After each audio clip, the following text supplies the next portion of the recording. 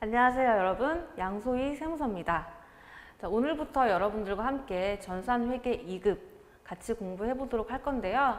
아마도 이 강의를 들으시려는 분들 대부분이 자격증 취득, 즉 취업 준비를 목적으로 이 강의를 들으실 거라고 생각이 됩니다. 요즘 취업난이 심각하다고들 많이들 얘기 들으시죠? 어찌나 할 게 많은지 이력서부터 시작해서 자기소개서 그리고 토익 등등등 준비할 것도 굉장히 많고 또 한편으로는 여러 가지 고민들도 많은 그런 시기라고 생각이 됩니다.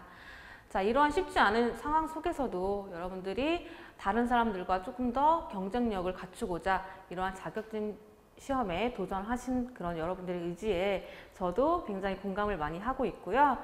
우리가 이렇게 자격증 취득을 목적으로 한 만큼 반드시 그 목적을 이루어야겠죠. 그러기 위해서 이번 시간에는 첫 시간이니까 전산회계라는 시험이 어떤 시험인지, 그리고 출제 비중이 어떻게 되는지, 그리고 앞으로 우리가 어떤 방식으로 공부를 해 나갈 것인지에 대한 간단한 오리엔테이션부터 진행하고 수업으로 넘어가도록 하겠습니다.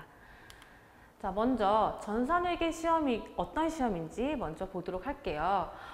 전산회계 시험은 총 4가지 급수로 구성이 되어 있고요. 난이도가 낮은 것부터 이렇게 순서대로 보고 계십니다. 자, 지금 우리가 도전하는 시험은 가장 기초적인 난이도가 가장 낮은 전산회계 2급 시험입니다.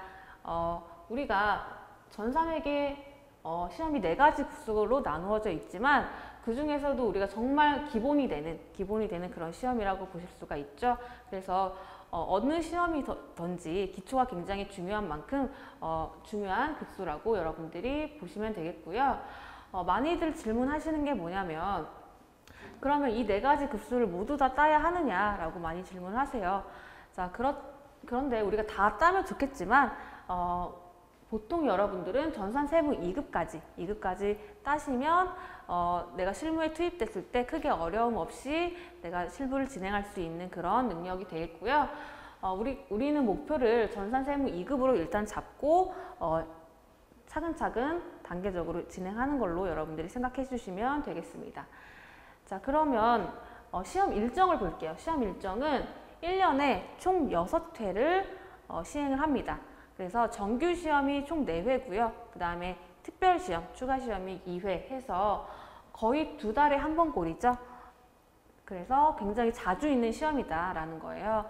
이렇게 자주 있는 시험인 이유가 뭐냐면 그만큼 굉장히 많은 분들이 이 시험에 응시를 하신다라는 거예요. 그래서 우리 기업에서 그만큼 선호를 하니까 그만큼 많은 분들이 응시를 하겠죠. 그렇다면 왜 이렇게 전산회계 시험을 기업에서 그렇게 선호를 하느냐? 자, 그 이유는 바로 여기 있습니다.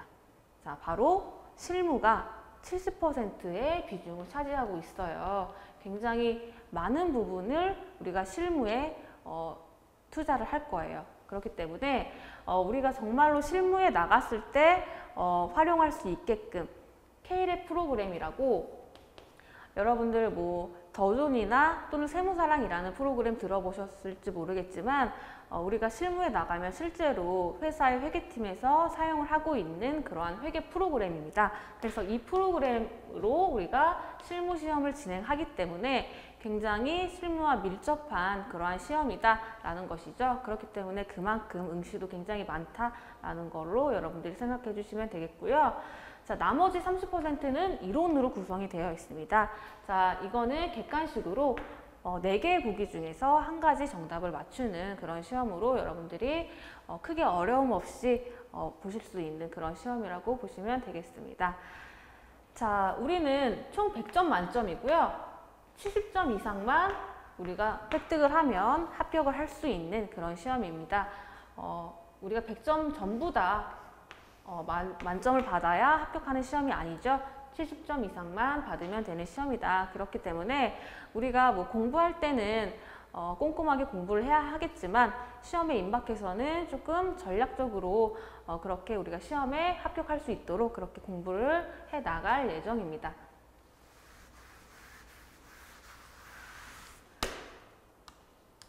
자, 그러면 출제 비중을 보도록 할게요.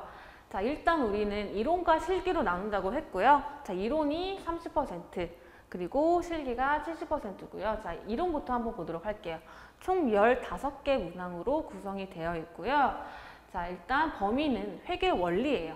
그래서 저도 회계학과를 나왔지만 회계 원리라는 것이 대학교 거의 한 학년을 꼬박 배우는 그런 학문이거든요. 그런데 우리는 시험을 목적으로 하고 있기 때문에 시험에 나오는 그런 범위만 압축해서 공부한다고 보시면 되고, 이론이니까 30%의 비중을 차지하고 있죠. 자, 그래서 자, 이론 부분 봤고요. 그 다음에 이제 가장 높은 비율인 실기. 자, 실기는 총 크게 7문항으로 구성이 되어 있습니다. 자, 보시면 기초정보의 등록과 수정이라고 해서, 자, 요거는 우리 기업에 대한 기초적인 그런 정보를 우리한테 주고 그거를 등록하거나 수정하게 하는 그런 문제가 되겠고요.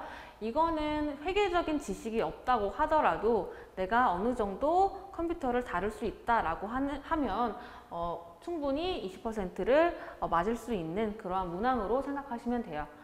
자, 가장 중요한 게 이 거래자료의 입력이죠. 자, 거래자료의 입력이라고 해서 지금 무려 40%의 비중을 차지하고 있는 항목입니다. 자, 가장 높은 비중이죠. 그래서 이거는 뭐냐면 우리가 앞으로 배우게 될 거예요. 회계라는 것은 차변과 대변이라고 하는 이렇게 양쪽 변으로 나누어서 우리가 처리를 하게 되는데, 그런 것들을 우리는 분계라고 얘기를 해요. 우리가 앞으로 차근차근 배워나갈 그런 내용입니다. 분계라고 하는데, 이러한 분계를 통해서 우리는 그대로 컴퓨터상으로 우리가 입력을 하게 되는 거예요. 그래서 이러한 분계를 할 수 있어야만 거래자료 입력이라는 이러한 실기 문항을 우리가 풀 수가 있게 되는 것이죠. 그래서 그러면 이러한 분계는 어디서 배우냐? 자, 이러한 분계는 우리가 이 이론 부분 있죠? 이론 부분, 회계 원리. 이 회계 원리 파트에서 분계를 배우게 됩니다. 자, 그렇기 때문에 여러분, 이론이 비록 30%의 비중밖에 되지 않는다고 하더라도 이것을 간과할 것이 아니고 반드시 여기에서 우리가 분계를 충분히 연습을 해야 이렇게 거래자료 입력이라는 굉장히 큰 비중에 연결이 된다라고 여러분들이 꼭 기억을 해주셨으면 좋겠어요. 그래서 거래자료 입력이 40%로 가장 중요한 부분이다라고 말씀을 드렸고, 자, 그 나머지는 크게 어려운 부분이 없는 그런 부분으로 10%의 비중을 차지하고 있죠.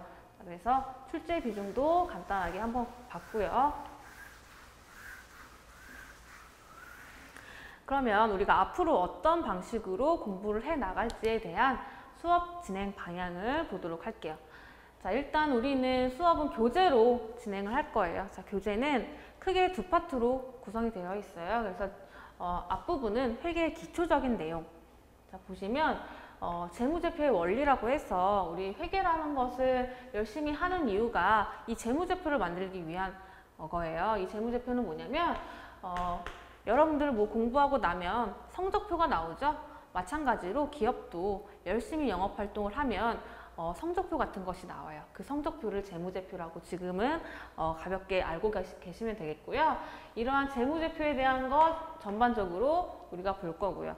이러한 재무제표는 우리 마음대로 만들 수 있는 것이 아니죠. 일정한 원리 원칙에 따라서 만들어야 됩니다. 그것을 우리가 공부하는 것이고요. 그러한 원리 원칙을 뭐라고 하냐면 복식장부의 원리라고 얘기를 합니다. 그래서 그거에 대한 내용을 배우게 될 것이고, 우리 전산회계 2급은 상기업을 가정으로 하고 있어요. 그래서 기업 활동은 여러 가지 기업으로 활동을 할 수가 있는데 그 중에서도 물건을 사와서 판매하는 상기업을 가정으로 하고 있다. 그렇기 때문에 상기업의 기본적인 영업 활동이 어떤 것인지 그런 것들을 기초적인 부분을 보는 그런 부분이라고 보시면 되고요. 그 다음에 개정 과목론이라고 나와 있어요. 그래서 이런 개정 과목이라는 얘기가 나오는데, 자, 요거는 뭐냐면 여러분들 영어 공부 해보셨죠?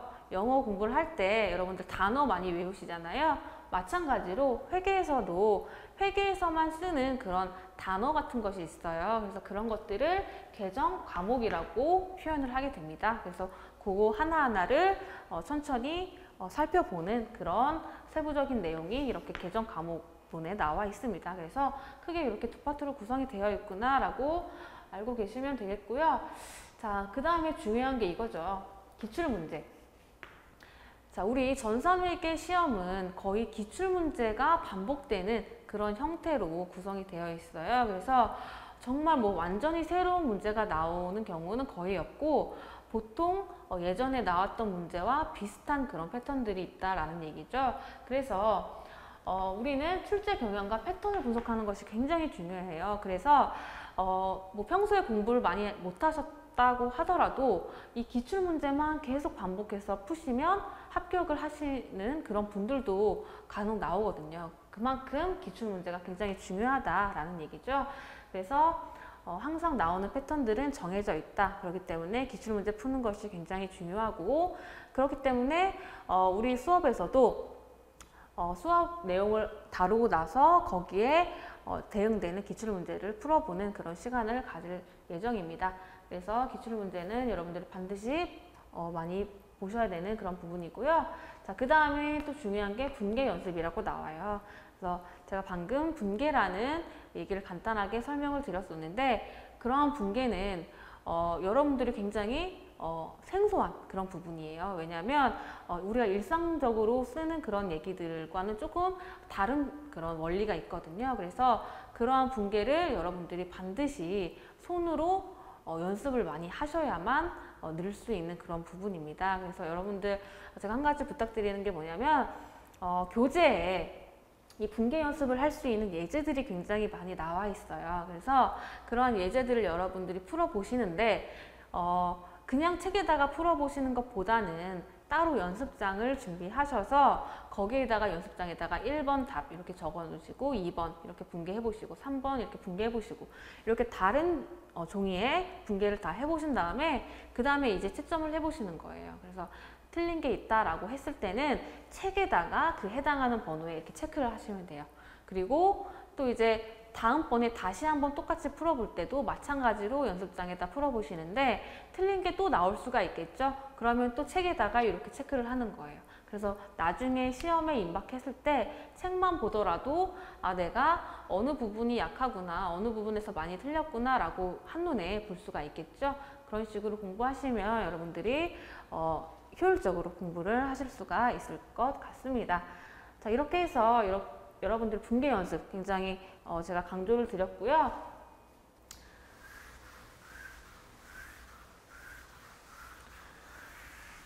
자, 이렇게 전산회계 시험에 대해서 지금까지 얘기를 해봤고, 그러면 지금부터 회계에 대해서 그냥 전반적인 이제 우리가 앞으로 배울 것에 대한 그런 내용들을 간단하게 한번 보도록 할게요. 자, 일단 우리가 회계라는 거, 여러분들 우리가 전산회계 시험을 공부하는 사람들이 이제 됐으니까 회계라는 것 자체가 뭔지는 아셔야겠죠. 그래서 자, 회계라는 거, 제가 여러분들한테 회계가 뭘까요? 라고 질문을 드리면 가장 많이 하시는 말씀들이 뭐냐면 회계라고 하면 돈 계산이 떠오릅니다 라고 많이 하세요. 그리고 회계는 저는 수학에 약한데 회계를 할 수 있을까요? 라고 물어보시는 분들도 많고요. 그런데 여러분들이 생각하는 그런 회계는 조금 더 뭔가 수학을 잘해야 될 것 같고, 또는 뭐 계산을 많이 하는 것 같고, 돈과 막 관련되어 있는 것 같고 라고 하지만, 실질적으로 회계는 여러분들 기업에서 쓰는 언어라고 생각하시면 조금 더 이해가 빨라요. 뭐냐면 제가 아까 전에 뭐 개정 과목이라고 해서 이거는 영어 공부할 때 단어랑 마찬가지다 라고 말씀을 드렸죠. 마찬가지로 회계에서는 회계상에서만 쓰는 용어들이 있어요. 그거를 개정 과목이라고 하고, 이러한 개정 과목들을 그냥 마음대로 나열하는 것이 아니고 일정한 원리 원칙대로 우리가 기록을 합니다. 그래서 그런 것들을 뭐라고 하냐면 우리 회계적인 문법이라고 해요. 그래서 회계적으로는 회계만의 단어들, 그런 것도 있고 회계만의 문법도 있다라고 생각하시면 돼요. 그래서 즉 회계는 기업의 언어다 라고 생각하시면 되고, 이러한 회계는 여러분들 회계팀 없는 회사 없잖아요. 그렇죠? 그래서 굉장히 기업에서 뗄래야 뗄 수 없는 굉장히 중요한 부분이라고 생각하시면 되고, 내가 회사를 다니면 그 회사에서 쓰는 그런 언어를 알면 나의 역량이 굉장히 높게 올라가겠죠. 그래서 회계라는 거 선택하신 거 굉장히 잘했다고 말씀을 드리고 싶고요. 자, 이 그림은 뭐냐면 방금 제가 회계에 대해서는 회계만의 문법이 따로 있다라고 말씀드렸죠. 이게 그 문법을 나타낸 표입니다. 자, 보시면 이렇게 표가 이렇게 나누어져 있는데 이렇게 세로로 두 칸으로 나누어져 있습니다. 왼쪽과 오른쪽 이렇게 나누어져 있죠. 자, 일단 회계는 이렇게 왼쪽과 오른쪽으로 나누어져 있는 상태가 가장 기본적이고요. 자, 왼쪽을 뭐라고 표현하냐면 차변이라고 표현을 합니다. 자, 그리고 오른쪽은 대변이라고 표현을 합니다. 자, 요거는 그냥 이름을 붙인 것 뿐이에요. 그래서 이런 식으로 왼쪽 대신에 차변이라는 표현을 쓰고 오른쪽 대신에 대변이라는 표현을 쓰구나 라고 여러분들이 그대로 받아들이시면 되고요. 자, 회계 요소가 총 5가지가 이렇게 나와 있어요. 자, 보시면 자산 나와 있고요. 자산, 그리고 부채, 그리고 자본, 그리고 비용, 수익, 이렇게 총 5가지 요소가 나와 있죠. 자, 이 5가지 요소는 뭐냐면 우리가 회사를 운영함에 있어서 우리 회사가 갖고 있는 어떤 뭐 자산들, 또는 우리가 뭐 빚지고 있는 거, 또는 뭐 우리가 미천을 갖고 있는 거, 그런 것들을 이렇게 용어로 표시한 거고요. 이런 것들은 우리가 회사를 운영함에 있어서 그대로 가만히 있는 것이 아니고 증감 변화를 하게 됩니다.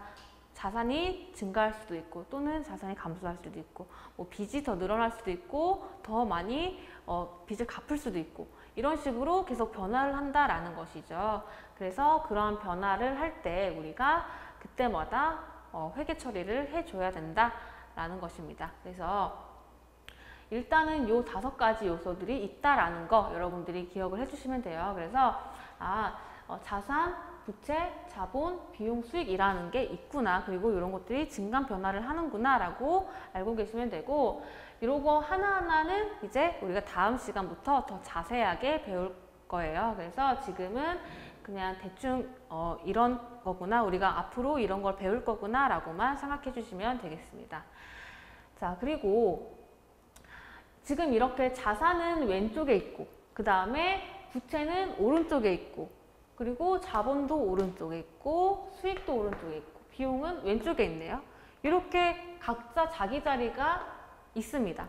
그래서 지금 이 상태는 뭐냐면 각 요소들이 지금 자기 자리에 있는 상태라고 보시면 돼요. 그래서 자산의 자기 자리는 어디다? 왼쪽이다. 즉 차변이다 라는 것이고, 자, 수익의 자기 자리는 어디다? 오른쪽이다. 즉 대변이 수익의 자기 자리다 라고 보시면 돼요. 그래서 지금은 자기 자리에 있는 것이고, 이러한 자산, 부채, 자본, 비용, 수익 이 5가지 요소가 변화를 하게 될 때 우리는 어떤 회계 처리를 한다고 했잖아요. 자, 그러면 우리가 만약에 뭐 자산이 증가했다라고 예를 들어 볼게요.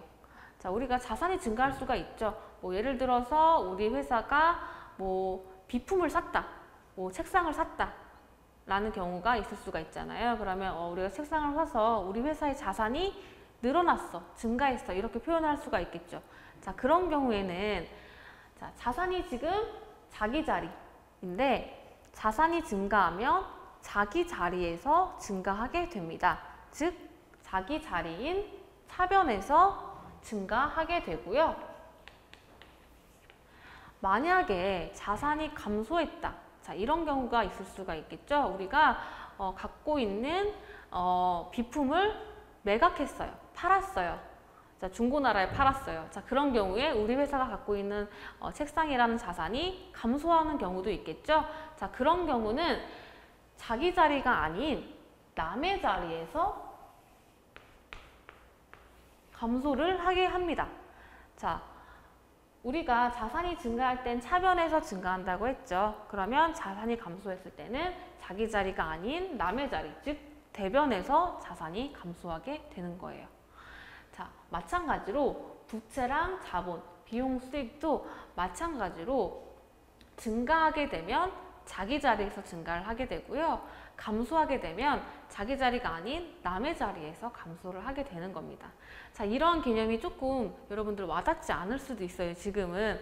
그런데 우리가 앞으로 가장 많이 배우는 그런 내용이 바로 이 내용이라고 보시면 돼요. 그래서 우리가 앞으로 배울 내용이다. 자, 지금은 여러분들이 알고 계실 게 뭐냐면 회계라는 거는 총 5가지 요소로 이렇게 구성이 되어 있다라는 게 첫 번째고요. 이러한 5가지 요소는 각자 자기 자리가 있다라는 게 두 번째예요. 그리고 세 번째는 이러한 요소들이 증감 변화를 할 때 원칙이 있다. 증가하면 자기 자리에서 증가하고 그 다음에 감소하면 남의 자리에서 감소한다. 이 세 가지만 여러분들이 지금 알고 계시면 될 것 같습니다. 자, 그러면 조금 더 구체적으로 예를 들어서 한번 보도록 할게요. 자, 이런 거래가 있다고 가정할게요. 첫 번째, 건물을 구입하고 현금 100만 원을 지급하다라는 거래가 있다고 가정을 하겠습니다. 자, 우리 회사가 건물을 구입한 거예요. 자, 건물을 구입하고 현금 100만 원을 낸 거죠. 자, 이런 경우 어떻게 우리가 회계 처리를 앞으로 할 것인지, 자, 이거에 대해서 한번 보도록 할게요. 자, 일단은 우리가 건물을 구입했죠. 건물이라는 거는 우리 회사의 자산입니다. 우리 회사의 자산이에요. 그래서 이러한 건물이라는 자산이 지금 구입했으니까 증가하게 되겠죠. 그렇죠? 건물이 지금 우리 회사로 들어왔어요. 그러면 우리 회사의 자산이 증가된다. 자, 자산은 원래 자기 자리가 어디인가요? 자, 자산은 원래 자기 자리가 차변, 즉 왼쪽이었죠. 그래서 건물이라는 자산이 지금 늘어났으니까 자기 자리인 차변에 자산이 이렇게 100만 원 이렇게 오게 되는 거예요. 지금 여기 차라고 이렇게 표시되어 있는 거 있죠? 요거는 차변의 줄임말이라고 보시면 되고, 대라고 표시되어 있는 거는 대변의 줄임말이에요. 그래서 우리 회계 처리는 차변, 즉 왼쪽과 대변, 오른쪽으로 이렇게 둘로 나누어서 회계 처리를 한다고 말씀을 드렸죠. 그래서 차대가 이런 표시고요. 자, 자산이 늘어났기 때문에 차변에 100만 원이 왔어요. 자, 이렇게 왔고, 그 다음에 건물만 늘어난 것이 아니고 지금 우리가 건물을 삼으로 인해서 그 대가로 우리가 현금을 줬죠. 자, 현금은 우리 회사의 뭐예요? 마찬가지로 자산이에요. 그런데 건물을 사느라고 이 현금 100만 원을 준 거죠. 그러면 현금이라는 자산이 어떻게 돼요? 증가해요? 감소해요? 감소하게 되겠죠. 그러면 자, 자산이 감소했네? 그쵸? 자산이 감소했네? 그러면 감소하면 자기 자리가 아닌 남의 자리에서 감소한다고 했잖아요. 그래서 남의 자리인 대변에 자산이 100만 원 또 오게 되는 것입니다. 그쵸? 여기까지는 여러분들 이해되시죠? 그래서 자, 차변에 건물이라는 자산이 100만 원 증가하게 되는 것이고, 그리고 현금이라는 자산이 대변에 100만 원 감소하게 된다라는 뜻으로 보시면 됩니다.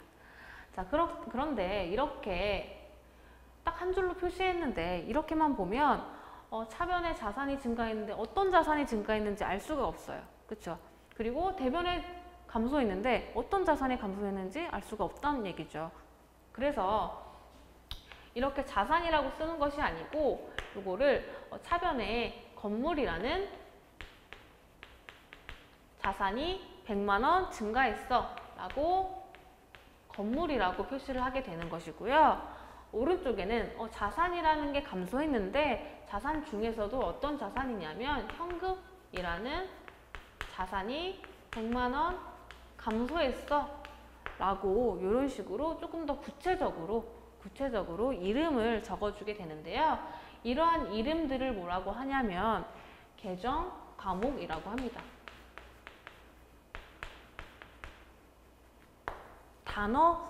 영어 단어 생각하시면 돼요. 그래서 이렇게 구체적으로 이름 붙이는 것을 계정 과목이라고 한다라고 여러분들이 생각해 주시면 되고요.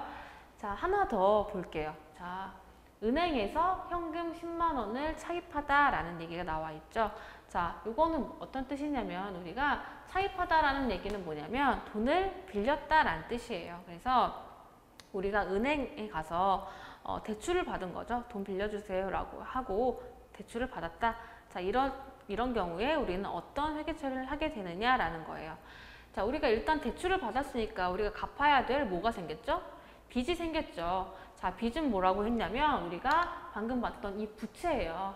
우리가 앞으로 나중에 또 자세히 배우게 될 텐데 이 부채는 우리가 빚진 거를 생각하시면 돼요. 그래서 우리가 지금 이렇게 10만 원을 은행에서 빌렸으니까 우리의 빚, 즉 부채가 증가하게 되겠죠. 그래서 자, 부채가 증가하면 자기 자리에서 증가하죠. 자, 부채는 자기 자리 어디였어요? 방금 봤던 부채는 자기 자리가 대변이었죠. 그래서 우리가 갚아야 될 빚이 생겼어. 즉 증가했어. 그래서 대변인 자기 자리에 부채가 10만 원이 오게 되는 거고요. 자, 동시에 우리가 돈을 빌림으로 인해서 우리가 현금을 받았어요. 그래서 이 현금이라는 자산이 우리 회사에서 증가하게 되겠죠. 돈을 빌렸으니까 그만큼 우리 회사의 현금이 늘어나게 되겠죠. 그래서 이 현금은 아까 뭐라고 했죠? 자산이라고 했죠. 그래서 자산이 증가했다라고 하면 자기 자리인 어디서 증가한다? 차변에서 자산이 10만 원 증가한다라는 거예요. 그래서 이렇게 표현을 할 수가 있고, 자, 이것도 마찬가지로 조금 더 구체적으로 우리가 알 수 있게 하기 위해서, 자, 자산은 자산인데 자산 중에서도 현금이 10만 원 증가한 거야 라고 이렇게 현금이라고 표시를 하게 되는 거고요.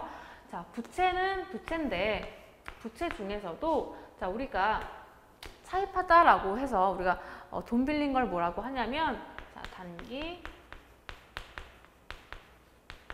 차입금이라는 개정 과목을 씁니다. 자, 이거는 여러분들 지금 참고로만 알고 계시면 돼요. 자, 단기 차입금이라고 그냥 회계상의 용어에서 쓴다. 빌린 돈에 대해서. 자, 이렇게 생각해 주시면 되고요. 그래서 지금 이것만 보더라도 차변에 현금이라는 자산이 10만 원 늘어났는데 이거는 자, 단기 차입금, 즉 우리가 돈을 빌려서 생긴 것이구나 라고 한눈에 봐도 알 수가 있죠. 자, 이런 식으로 우리가 회계 처리를 하면 정말 마치 언어를 보는 듯한 이것만 봐도 어떤 거래가 일어났는지 알 수가 있게 되는 거라고 생각해 주시면 되겠습니다. 자, 이렇게 해서 오늘 간단한 오리엔테이션과 그리고 회계 전반적인 기초적인 부분을 봤어요. 그래서 이러한 것들이 지금은 여러분들이 조금 어려우실 수도 있겠지만 우리가 앞으로 계속 반복해서 보는 내용들이기 때문에 너무 걱정하지 마시고 다음 강의에서 보도록 하겠습니다. 수고 많으셨습니다.